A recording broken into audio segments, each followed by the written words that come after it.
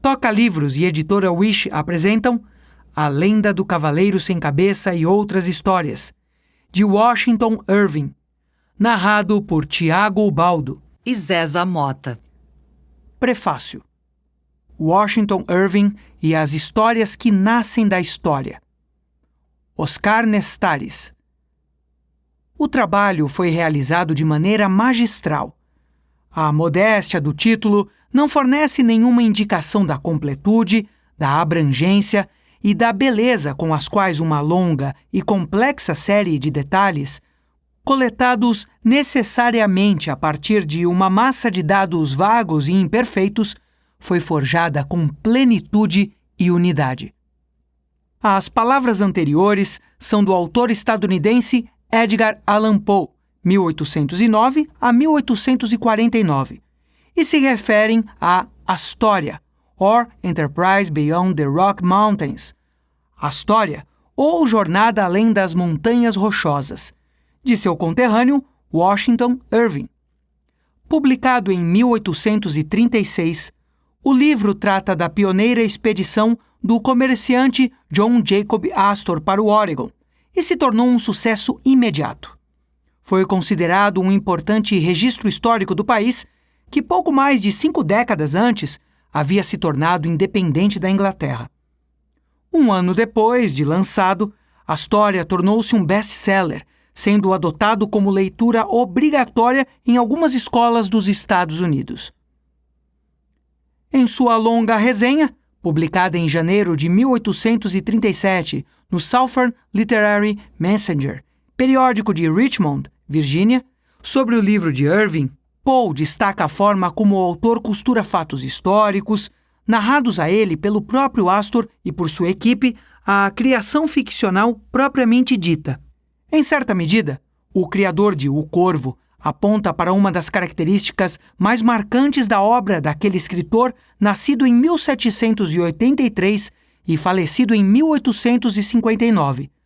As histórias que nascem da história.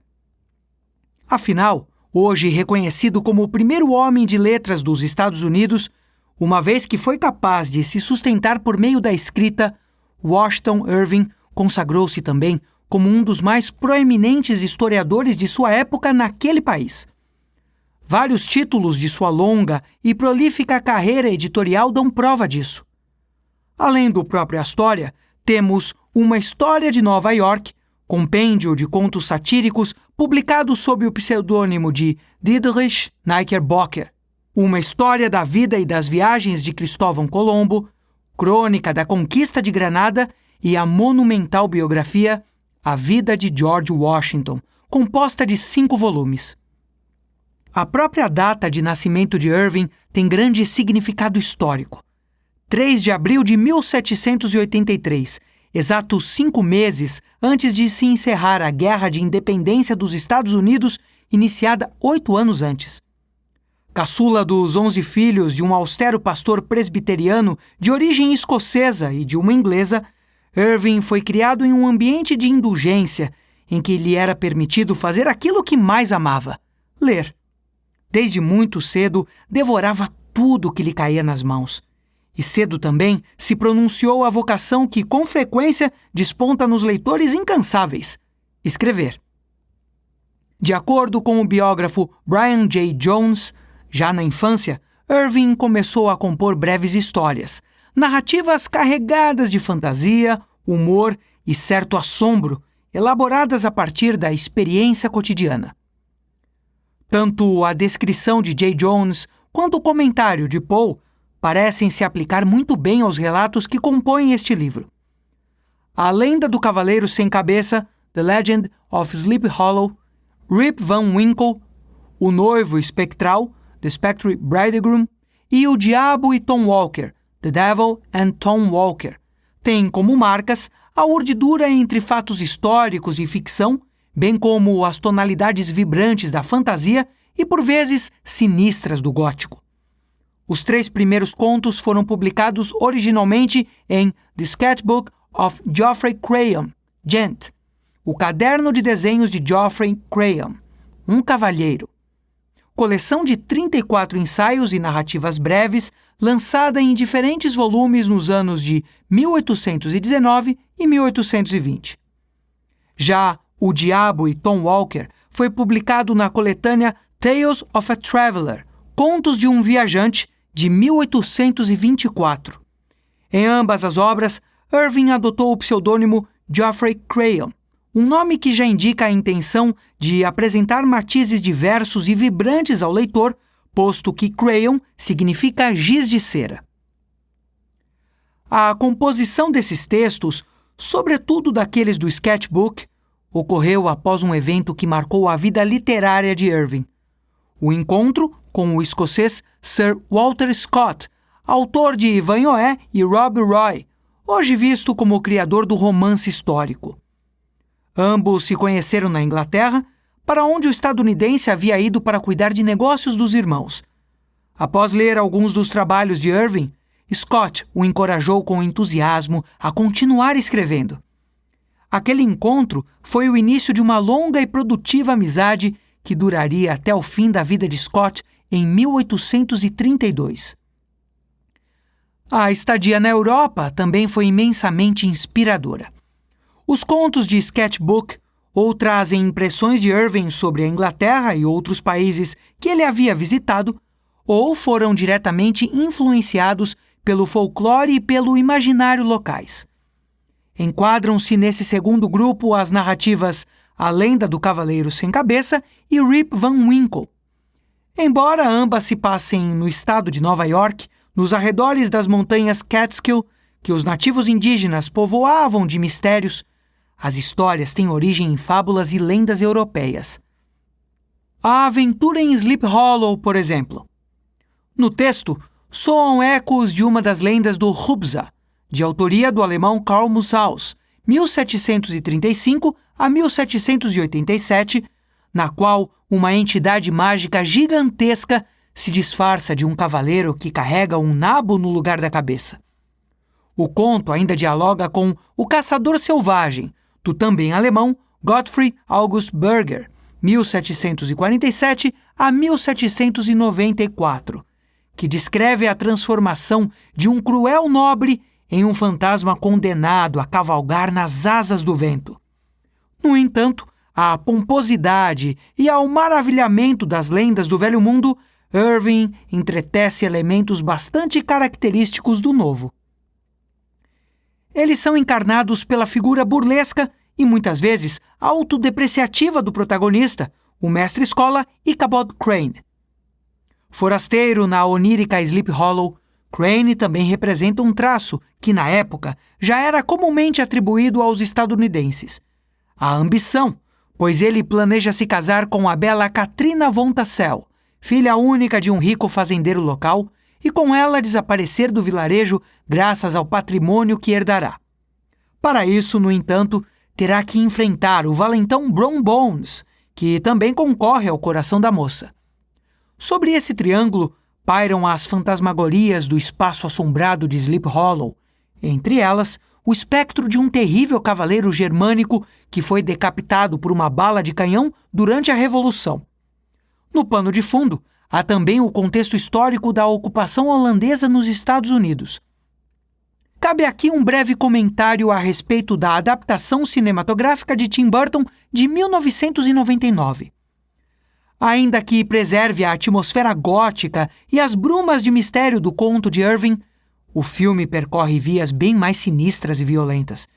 O triângulo amoroso dá lugar a uma complexa rede de intrigas que culmina em um pacto fáustico, e o Ichabod Crane, interpretado por Johnny Depp, embora um tanto picaresco, transforma-se no herói acidental de uma sangrenta história. Já a narrativa de Rip Van Winkle é alimentada por fontes ainda mais diversas. Nela, há traços da lenda germânica de Frederico Barbarossa, segundo a qual o imperador, cercado pelos companheiros, dorme continuamente em uma caverna da montanha Kufeiser, enquanto sua barba cresce em volta de uma mesa de pedra. No entanto, a influência mais notável é a de Peter Klaus, o Pastor de Cabras, conto do folclore alemão de estrutura bastante semelhante à da narrativa de Irving. Um jovem pastor que, certo dia, tendo perdido uma das cabras de seu rebanho, vai procurar por ela nas montanhas. Lá, depara-se com criaturas estranhas que o convidam para tomar um certo vinho. Ao fazê-lo, Peter adormece e acorda 20 anos depois. Embora a semelhança tenha rendido alguma polêmica a Irving, a leitura atenta de Rip Van Winkle sugere que o autor possa ter se apropriado do conto alemão para elaborar uma curiosa sátira histórica de traços políticos. Nela, o preguiçoso Rip escapa para as montanhas Catskill porque quer fugir de sua esposa rabugenta e mandona. Uma vez lá, encontra o que parecem duendes ou gnomos que lhe oferecem uma estranha beberagem. Após experimentá-la, dorme por 20 anos. Quando acorda e volta à sua aldeia, vê tudo transformado. As casas, as vestimentas, os costumes, as pessoas. Nada mais era como antes.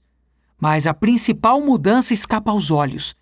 Fervoroso súdito do rei britânico George III, Rip descobre que durante seu sono deflagrou-se a Revolução de Independência do país. Chama a atenção também a credibilidade que Irving procura conferir a esse conto específico. O título completo do relato é Rip Van Winkle, um escrito póstumo de Dietrich Knickerbocker. Ou seja, a persona Geoffrey Crayon encontrou o registro deste que é outro personagem fictício de Irving, o historiador de origem holandesa Knickerbocker. Sua autoria salienta o caráter histórico da narrativa, uma vez que, como nos lembra a pesquisadora Sigrid Renaud, Knickerbocker era um estudioso da história holandesa da província de Nova York. Ao associar o relato que vem a seguir a History of New York by Dietrich Knickerbocker, 1809, obra cujo mérito principal era sua exatidão escrupulosa e inquestionável autoridade, Crayon confere a Rip Van Winkle a mesma veracidade histórica atribuída àquela obra. Cabe ainda um breve comentário a respeito de um curioso diálogo proposto pelo conto de Irving. Trata-se da relação com o romance de ficção científica distópica O Dorminhoco, The Sleeper Awakes, do inglês H.G. Wells. Publicada pela primeira vez em 1899, a narrativa nos apresenta um homem que dorme não por 20, mas por 203 anos, e acorda em um mundo completamente transformado, no qual é a pessoa mais rica e poderosa. Já no relato O Noivo Espectral, assim como em A Lenda do Cavaleiro Sem Cabeça, são mais evidentes as tonalidades escuras das narrativas góticas. Mas, diferentemente da aventura de Sleep Hollow e de Rip Van Winkle, esse conto se passa na Europa, em meio a montanhas alemãs, onde vivem o barão von Landshort e sua filha, cuja mão é prometida ao filho de uma rica família. No dia marcado para o casamento, o rapaz empreende uma longa cavalgada da cidade em que vive até o castelo de Landshort. No caminho, encontra um amigo que passa a viajar a seu lado, mas ambos sofrem uma emboscada. Ferido de morte, o noivo encarrega o companheiro de avisar a futura esposa do ocorrido. Entretanto, a figura que surge no castelo é misteriosa e sinistra. Trata-se de um dos poucos relatos de Irving situados fora dos Estados Unidos. Nele, notamos novamente a influência de Gottfried August Berger, mais especificamente de sua balada Lenore, publicada pela primeira vez em 1774, em que uma jovem chora pelo desaparecimento do noivo supostamente morto durante uma guerra, até que um estranho cavaleiro surge em sua vida. No conto também é perceptível a incidência de um procedimento intitulado Sobrenatural Explicado, bastante recorrente entre as narrativas góticas, em especial aquelas da autora britânica Clara Reeve, 1729 a 1807. Por meio desse recurso, os eventos fantásticos justificam-se por cadeias de coincidências, mal-entendidos, engenhocas cenográficas e outros motivos. Por fim, temos O Diabo e Tom Walker, narrativa de teor fáustico, cujo centro é o tesouro que um pirata, William Kidd, escondeu em Massachusetts. A riqueza será oferecida ao personagem título por uma estranha figura que, em troca, exige-lhe a alma. O problema é que a esposa de Tom Walker, feita da mesma substância mesquinha e avarenta, também negocia com a criatura. Na sequência da história, Walker prospera imensamente, graças, sobretudo, à especulação que graçou na província de Massachusetts durante o governo de Jonathan Belcher, e nesse ponto a história assume evidentes contornos histórico-políticos. Em suma, este é o rico panorama da obra de Washington Irving oferecido pelas páginas deste livro. Consagrado em sua época, tido como o pai dos contos estadunidenses e o primeiro autor best-seller daquele país, Irving é aqui apresentado com características que justificam um maior conhecimento de sua obra no Brasil. Seja pela combinação de ficcionista e historiador, resultando em narrativas que propõem, acerca dos fatos, aquela reflexão crítica de que só a criação literária é capaz, seja pela apropriação de lendas e contos do velho mundo recriadas com as cores e os traços do novo, Irving mostra-se à altura da fama que conquistou em vida e que até hoje se mantém vigorosa em países anglófonos. Prova-se também merecedor do respeito de seus colegas e conterrâneos, como o Edgar Allan Poe, que muito raramente empregava o termo magistral para qualificar uma obra literária. Oscar Nestares é escritor e pesquisador da literatura de horror. Publicou a coletânea Horror Adentro e Billy Negra, que recebeu o Prêmio Aberst de melhor romance de horror em 2018, além de contos em diversas antologias. Também é colunista das revistas Galileu e Vício Velho, na voz de Tiago Baldo. Introdução. A questão racial na época de Irving. Jin Anotsu. Meu primeiro contato com o trabalho de Washington Irving foi há quase 20 anos, durante as férias escolares de 2000. Assim como para inúmeras pessoas da minha geração, meu primeiro contato com a história do Cavaleiro Sem Cabeça se deu através do filme de Tim Burton, lançado em 1999. Pouco tempo depois, coloquei as mãos num exemplar de A Lenda do Cavaleiro Sem Cabeça e Outras Histórias que encontrei na biblioteca da minha escola numa edição em papel jornal, amarelada e de cheiro pestilento. No entanto, eu tinha gostado tanto do filme que fiquei curioso. Adianto que o filme não tem nada a ver com o livro. Lembro de ter lido as poucas páginas em menos de um dia. Gostei particularmente de O Mistério de Sleep Hollow, o conto do nosso conhecido Cavaleiro Sem Cabeça, e de Rip Van Winkle, o homem que dorme por 20 anos e, quando desperta, descobre que ocorreu a Revolução Americana. Como um jovem fã de The Smashing Pumpkins e The Cure, me senti atraído por aquele conto de fadas sombrio e pelo ar sobrenatural que rondava a cidadezinha de Sleep Hollow, fosse a história verdadeira ou apenas folclore. Não é surpresa que eu também fosse um leitor fiel de Edgar Allan Poe, Nathaniel Hawthorne, Henry James e H.P. Lovecraft, que por sua vez beberam da fonte de Washington Irving. Washington Irving foi uma celebridade em sua época. Viajou pela Europa e durante muito tempo foi considerado um dos fundadores da literatura norte-americana. Sua lista de admiradores e amigos incluía Walter Scott, com quem teve uma amizade próxima, Edgar Allan Poe, Lord Byron, Nathaniel Hawthorne, Mark Twain, Henry Wadsworth Longfellow, Mary Shelley e Charles Dickens. Contudo, seu status decaiu no decorrer do tempo, de modo que Washington Irving acabou relegado a um relicário inócuo do passado. Era considerado demasiado europeu para representar os Estados Unidos e sem a bravura indômita que veríamos mais tarde nos modernistas como Hemingway e Faulkner, os verdadeiros americanos. Alguns críticos passaram a julgá-lo como um escritor de segunda categoria, algo parecido com o que aconteceu ao escocês Robert Louis Stevenson no início do século XX. Eram escritores inofensivos de outra época, destinados aos jovens, mas não aos leitores sérios. Foi só em meados do século passado que essa percepção começou a mudar e Irving recuperou parte do prestígio entre os críticos. É importante acrescentar que ele nunca sumiu dos olhos do público. Sempre esteve presente em filmes, fantasias de Halloween e seriados.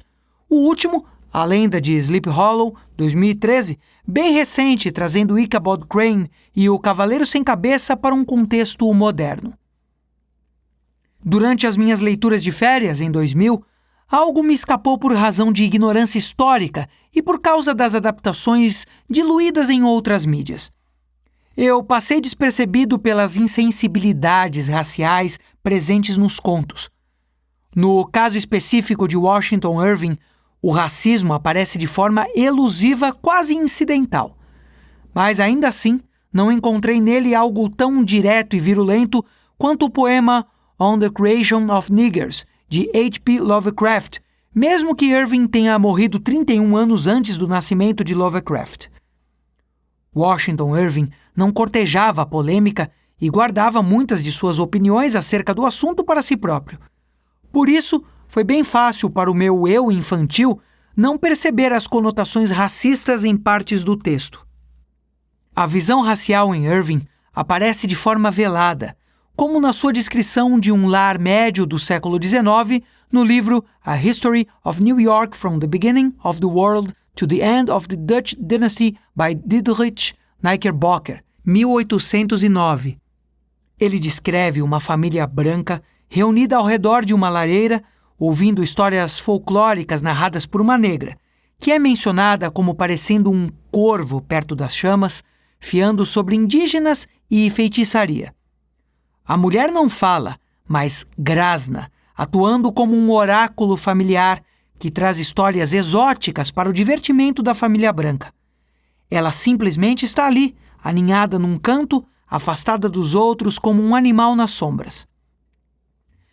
Da mesma maneira, os personagens negros da obra de Irving aparecem como figuras anônimas em sua maior parte. Vistos de longe ou desempenhando papéis irrelevantes para a trama, meros elementos que estão por ali, mas não são vistos nem ouvidos. No livro que você tem em mãos, Ichabod Crane recebe o convite para uma festa por meio de um mensageiro negro. A narrativa de Irving é zombeteira e trata o emissário como um pobre coitado que improvisa ares de sofisticação, mas não o suficiente para esconder suas origens de negro simplório, o que o transforma numa criatura cômica. A narrativa se detém sobre ele apenas o suficiente para vê-lo chegar em cima de um animal mirrado e meio selvagem e partir de forma caricata. A história artística norte-americana possui a tendência de tratar os negros como figuras de humor, fosse na época dos minstrel shows ou no cinema e programas de TV do século XX, até os dias de hoje, inclusive, ou predadores perigosos que se esgueiravam por entre o bom povo. Nessa linha, O Nascimento de uma Nação, filme roteirizado e dirigido por D.W. Griffith, é o primeiro exemplo que me surge seguido pelas alegorias de King Kong e Engad. Irving não era imune a essas visões, e isso transparece em seus escritos mais na forma de ausência do que de humor depreciativo. Depois de 17 anos na Inglaterra, Irving retornou para os Estados Unidos e realizou uma viagem para o Oeste, onde se encontrou com os povos nativos e as lideranças deles. Embora pouco se saiba de suas opiniões acerca da população afro-americana, existem muitos escritos de sua autoria sobre os nativos e o tratamento que o governo dispensava a eles na época. Um olhar surpreendentemente simpático, como pode ser visto em seu ensaio Traits of Indian Character. Muitos dos infelizes aborígenes da América, nos primeiros... Esperamos que você tenha gostado desta prévia. Para continuar ouvindo este audiolivro no Google Play Livros, use o link na descrição do vídeo.